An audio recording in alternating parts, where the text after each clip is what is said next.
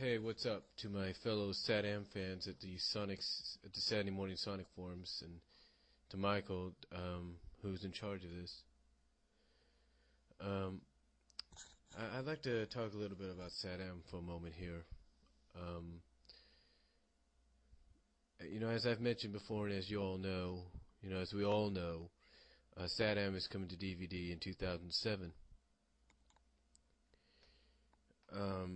And I'm looking forward to it. Quite honestly, I'm looking forward to it. And if I had my way, I'd probably one of the things I'm going to be honest with you about.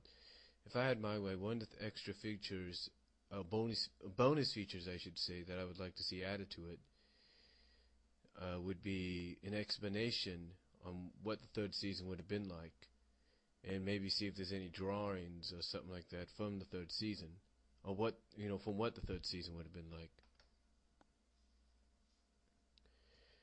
Because I noticed that some DVDs of animated shows lately have done that. They've actually shown storyboards, maybe script formats of what the third season or season or episode that never made it would have been like.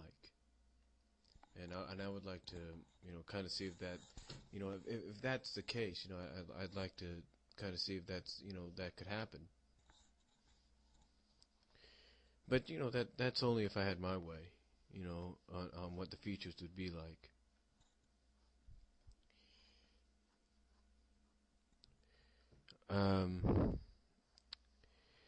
But quite honestly, I truly think that we're going to get something good out of this. I think this Satam DVD box set's going to be one of the best animated box sets there is. I mean, you take a look at the box sets that have come out of some of the animated shows from the 80s and 90s, and that have been very popular, and they've done very well when it came to being DVD box sets. So I would actually I'm actually, like I said, I would not actually be surprised if this sold out in certain areas within the time of a pre-ordering and probably buying it in stores.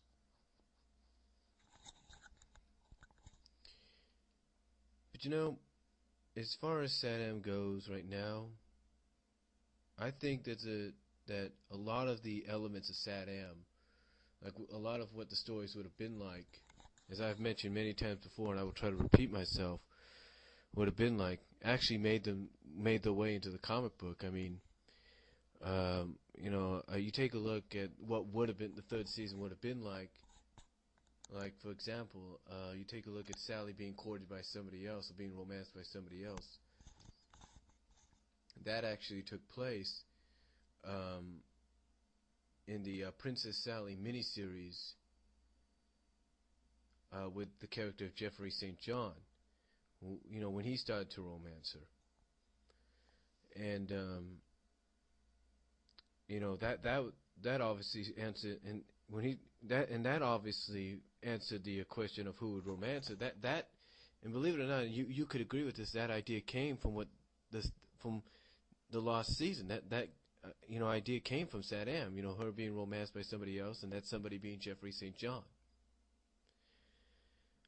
Fortunately enough, in the 48-page special Brave New World, she actually let Jeffrey know that she likes him, but that her heart has and always will belong to Sonic. And thank God for that. But as I've mentioned before, in that stuck in traffic thing that I posted, Jeffrey wouldn't be out of love for long because he ended up marrying Hershey the cat, who had been in love with him since the first time she saw him. So I honestly think that's actually kind of a good thing that happened. Actually, a good thing that happened. But like I said, that idea of her being romanced by somebody else, or her being romanced by St. John, came from Satam. You can't deny that. Another thing that I think came from Satam and was kind of worked on was Tails maturing. You go back to the solo stories he had of Growing Pains, and then his 3-part miniseries.